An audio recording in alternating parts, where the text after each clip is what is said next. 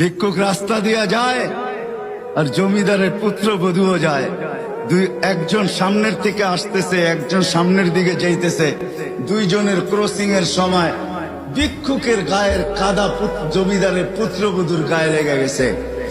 সে দুনিয়া আন্ধার করে ফেলছে, স্বামীকে টাইকা নিয়ে আসছে, বলছে ভিক্ষুক আমার কাপড় নষ্ট করে দিছে। সে শুধু ভিক্ষুক ছিল না, বৃদ্ধ ছিল।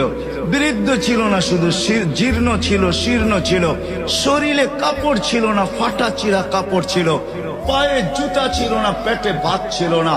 জমিদারের পুত্র সইতে পারে নাই, যৌবনী শক্তি সয় কি কইরা তার স্ত্রীর গায়ে ভিক্ষুকের কাদা, বস সমগ্র শক্তিকে হাতে একত্র করা বৃদ্ধের গালে বসায়।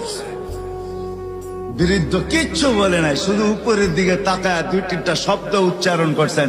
শব্দগুলা হলো ইয়া মান লা